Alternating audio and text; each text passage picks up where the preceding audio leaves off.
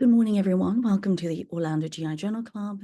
This is September 4th, 2024, 7 a.m. Eastern Standard Time, coming from Orlando, Florida.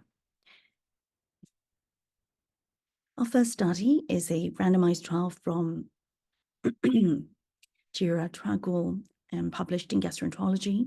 It's comparing vonoprazan versus intravenous PPI for prevention of high-risk peptic ulcer rebleeding after successful endoscopic hemostasis. High-dose PPI therapy for 72 hours after achieving hemostasis is recommended to prevent rebleeding in high-risk peptic ulcers. The efficacy of high-dose oral versus intravenous PPI in post-endoscopic rebleeding prevention is debated, and the ACG-ESG guidelines do allow oral PPI to be considered as an alternative regime to IV PPI therapy. Vonoprazan is a potassium-competitive acid blocker that has been proven to be non-inferior to PPIs in various acid-related diseases, such as erosive esophagitis, H. pylori eradication therapy, peptic ulcer disease, and secondary prevention of ulcers caused by NSAIDs. But the efficacy of vonoprazan for preventing high-risk peptic ulcer rebleeding is not known. So the authors wanted to compare the efficacy of vonoprazan versus PPI for preventing high-risk peptic ulcer rebleeding after achieving endoscopic hemostasis. This was a multi-center randomized trial conducted in 6 centers in Thailand. This was a non-inferiority study with a non-inferiority margin of 10%. Included were adults with high-risk peptic ulcer bleeding in whom endoscopic hemostasis was achieved, and all patients received high-dose pantoprazole consisting of 80 milligrams of intravenous bolus, then 8 milligrams per hour rate of infusion prior to endoscopy. Endoscopy was then performed to achieve hemostasis, and then patients at high risk of peptic ulcer bleeding were randomized in a 1-to-1 ratio to vonoprazan at 20 milligrams BID for 3 days, and then 20 milligrams daily for 28 days, or pantoprazole infusion at 8 milligrams per hour for 3 days, and then omeprazole at 20 milligrams BID for 28 days. The primary outcome was the 30-day rebleeding rate, and rebleeding was defined as recurrent episode of hematemesis with significant amount of fresh blood or fresh blood in an NG aspirate, or hematochezia or melena after stool color normalization, hypotension or tachycardia with melena, or hemoglobin drop by more than 2 grams with melena.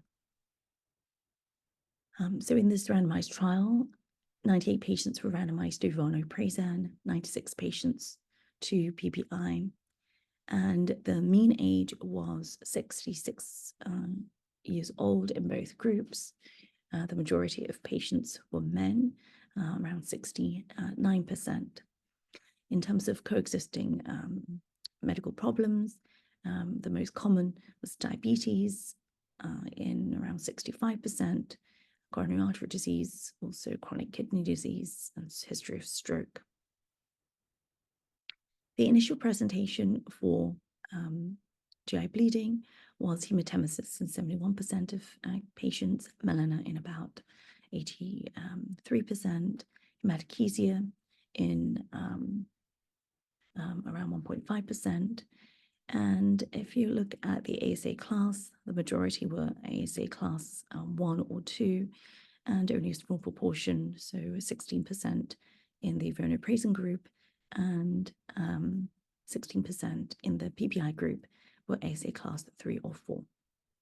The time to endoscopy was actually fairly long. The median number of hours was 28 hours for vonoprazan and 25 hours for PPI, which is a fairly long time because that constitutes for longer than a day after the initial presentation for upper GI bleeding. The authors do explain, though, in the discussion that the reason for this long time to endoscopy was because part of the study was conducted during the COVID era, and so the patients needed a negative COVID test before they could proceed with endoscopy. So these were the endoscopic findings. 98 patients, again, in the vonoprozan group and 96 patients in the PPI group constituted the intention to treat analysis. So when they looked at the endoscopy findings, ulcers, median number of ulcers was 1 in both groups. The most common sites of ulcers were the antrum at 48% in vonoprozan, 49% in PPI. The median ulcer size was 10 millimeters in both groups. 29.6% of patients in the vonoprozan group had ulcers greater than 2 centimeters, and 28% of patients in the PPI group had ulcers greater than 2 centimeters. As you can see, spurting bleeding vessel was seen only in 2% of vonoprozan, 4.2% in the PPI group. The majority of patients, so 85% in vonoprozan, 78% in PPI group, had a Forest class 2A type of ulcer, which was non-bleeding visible vessel.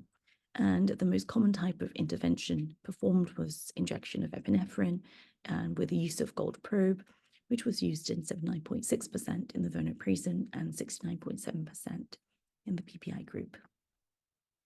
These are the outcome measures. So if you look at the primary outcome of recurrent bleeding within 30 days, which is this row here, the rate of recurrent bleeding was 7.1% in vonoprozan and 10.4% in PPI. So the percentage risk difference was minus 3.3%, and this was therefore deemed that vonoprozan was non-inferior to PPI. If you look at recurrent rate of bleeding within 3 days and 7 days, again, vonoprozan was non-inferior to PPI with a 3-day recurrent bleeding rate of 3.1% in vonoprozan and 6.3% in the PPI, with percentage risk difference of minus 3.2.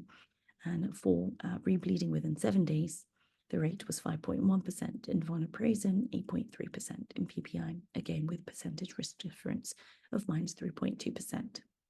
In terms of rescue therapy, none were required in the vonoprozan group. However, surgery was required in 1 patient, and embolization with IR was required in one patient also.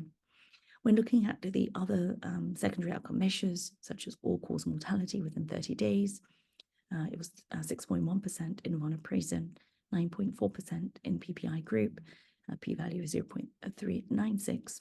Bleeding-related mortality was 0 in both groups. When looking at the duration of hospitalization, the median length of stay was 5.5 days in vonoprozan, 6 days in PPI, which if you look at a two-sided p-value is 0.108. So again, no significant difference between these two groups. These were the adverse events which they encountered in the patients. When looking at any adverse events, the overall rate was 23.5% for vonoprozan, 27.1% for PPI. There were no serious adverse events. One of the more common adverse events encountered were GI adverse events, which included diarrhea, nausea and vomiting, accounting for 2 to 3%. Incidents, headaches reported in 2% in vonoprozan, 1% in PPI group, and pneumonia was encountered in 10% in vonoprozan, 12.5% in the PPI group. The limitation of this randomized trial was that this was an open label study with no blinding and also no placebos used due to inability to manufacture an identical placebo for vonoprozan.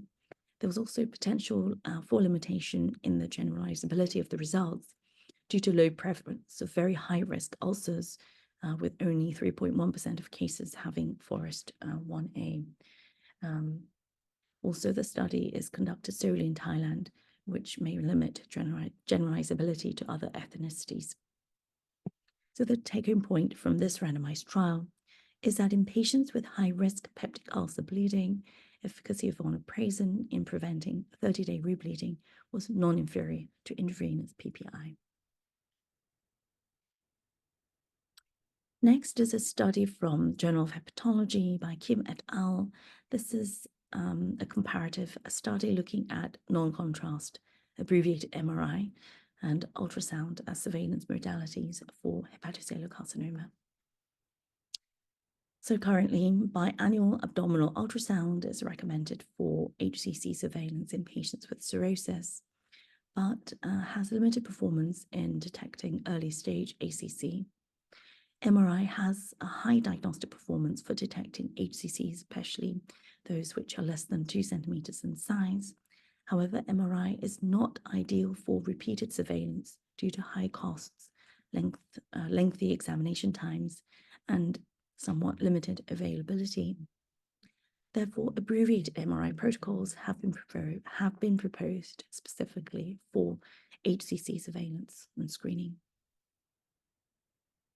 The aim of this study was to compare the diagnostic performance of biannual ultrasound and annual non-contrast abbreviated MRI as HCC surveillance modalities in high-risk patients.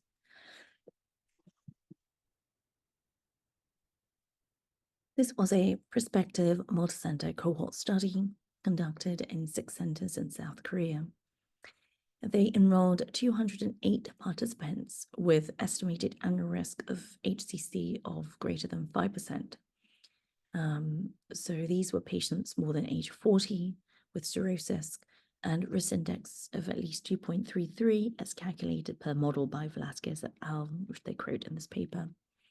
Participants underwent 6 rounds of HCC surveillance at 6 monthly intervals.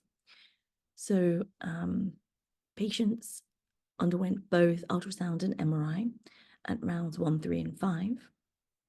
So every 12 months, they would get both ultrasound and MRI, and only ultrasound at rounds 2, 4, and 6. So in the intervening 6-month intervals, they'll receive only ultrasound. The follow-up period is 30 months, and the primary outcome was comparison of sensitivity of HCC detection by ultrasound and MRI. So of a total of 208 patients who were enrolled in this study, 31 patients developed HCC, 177 patients had no HCC detected. And if you look at the the total baseline characteristics in the patient cohort, the mean age was 62.1 years. 58% of patients were men. The majority of etiology of cirrhosis is Hep B cirrhosis because the study is conducted in South Korea, where Hep B cirrhosis is fairly prevalent. The next most common cause of cirrhosis, Hep C, in this patient in the study, followed by Hep B and alcohol, and then alcoholic liver disease only, and then combination of Hep B and C. The mean BMI was 24. 65% of patients had received antiviral therapy. The total bilirubin was 1.6 milligram per deciliter. And if you look at AFP level, the mean was 6.2, and 6.7% of patients had AFP levels greater than 20 nanogram per milliliter. In terms of Child-Pugh class, the majority of patients were Child class A at 84.6%, followed by Child-Pugh class B, 14.9%, and 0.5% were Child-Pugh class C. The median score was 5. Interestingly, 35.6% of the patients were reported as having poor sonic window on ultrasound.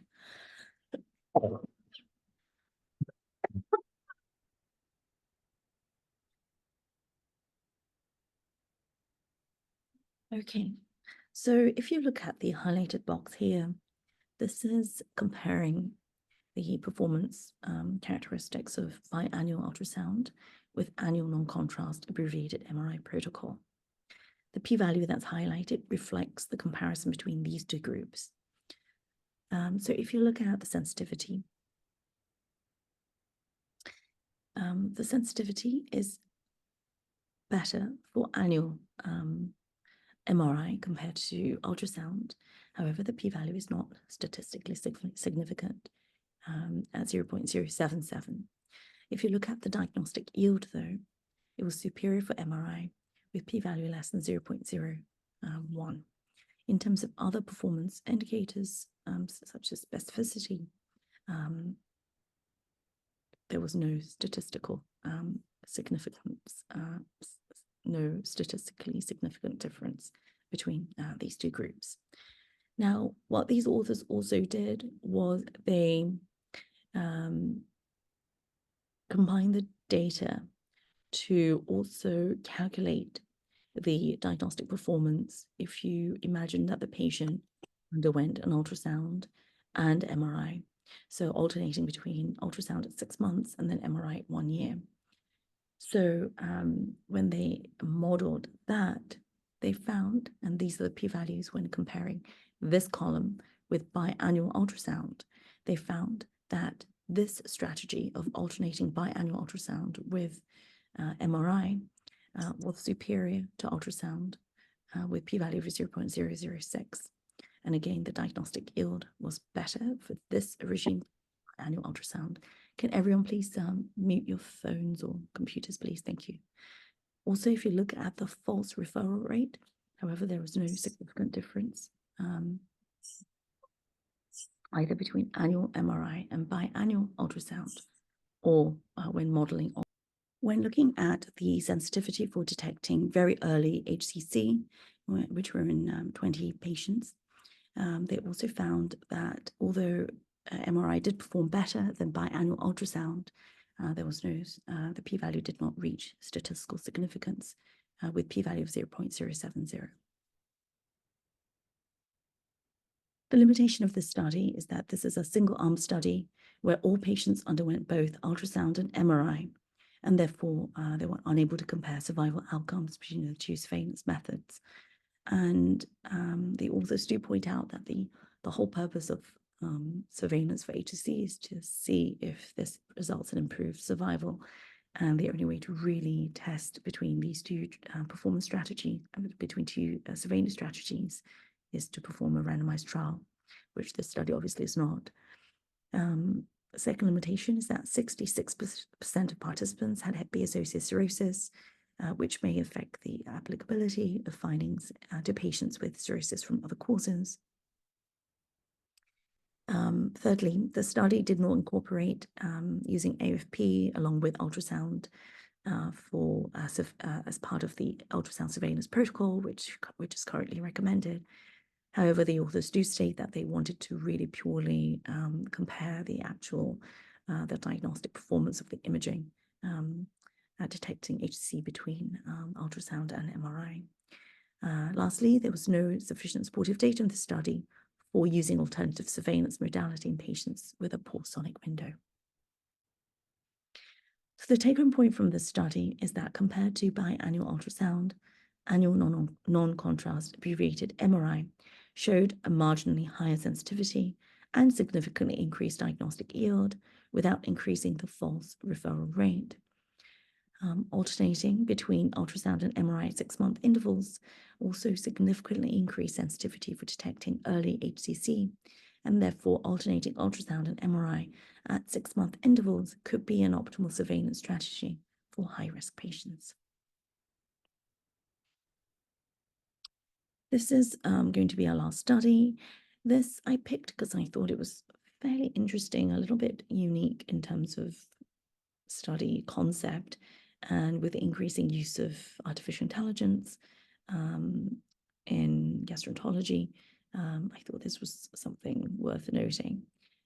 So this is by Chang et al., published in CGH. So this is looking at ChatGPT for determining post-colonoscopy rescreening surveillance recommendations. And the study actually found that it outperforms human endoscopists. So recent improvements in artificial intelligence have been suggested to serve as an adjunct to minimize deviations to accepted colorectal cancer prevention guidelines. And large language models such as ChatGPT improve access to AI, but the impact on clinical practice of gastroenterology is undefined. So the aim of this study was to compare the accuracy, concordance, and reliability of ChatGPT colonoscopy recommendations for colorectal cancer rescreening and surveillance with the 2020 US Multi-Society Task Force guidelines and real-world gastroenterology practice. So these authors inputted into ChatGPT the history of presenting illness for the patient, colonoscopy data, and pathology report from 505 consecutive patients who underwent colonoscopies at 2 large academic centers in Southern California, United States. The ChatGPT program was then queried for the next recommended colonoscopy follow-up interval, and then they compared that recommendation from ChatGPT to actual surveillance interval provided in the endoscopist's procedure report, and also compared it to the US Multi-Society Task Force guideline.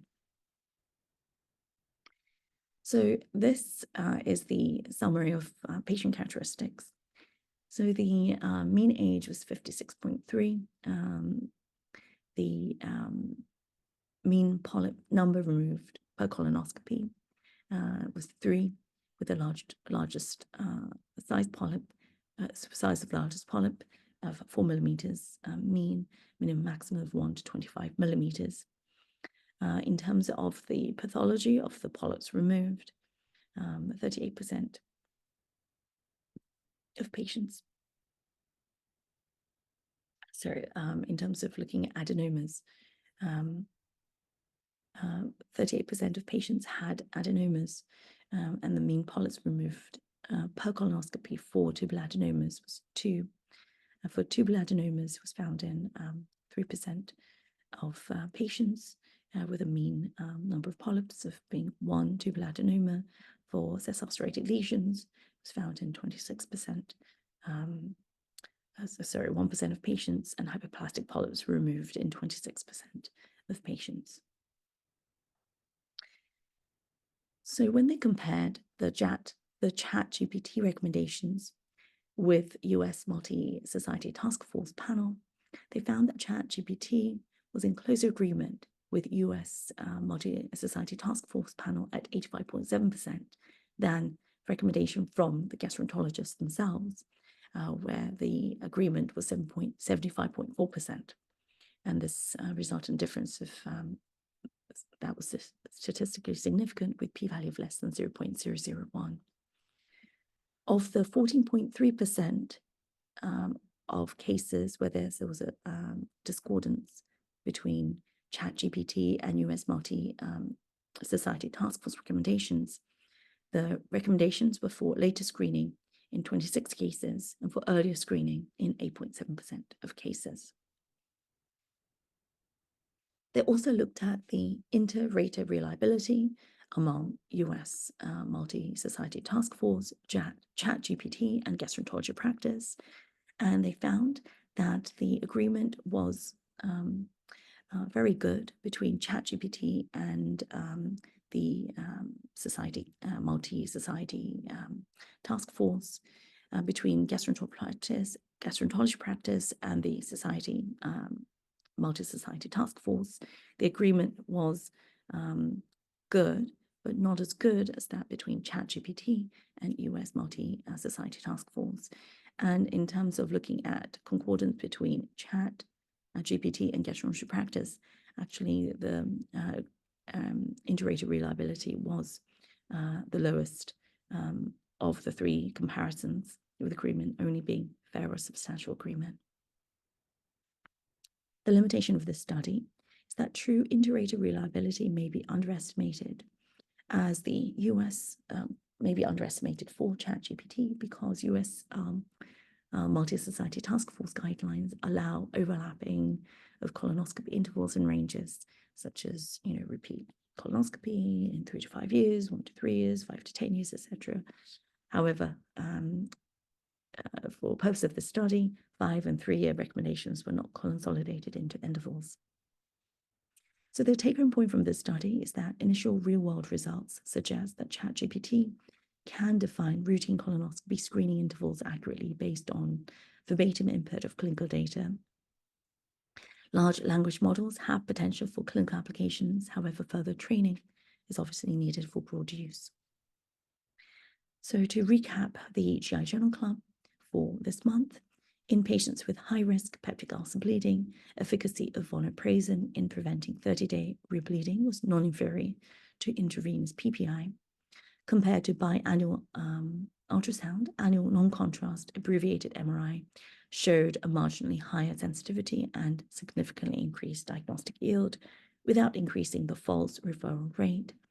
Alternating between ultrasound and MRI at 6-month intervals significantly increased sensitivity for detecting early HCC, and therefore alternating ultrasound with MRI at 6-month intervals could be an optimal surveillance strategy for high-risk patients.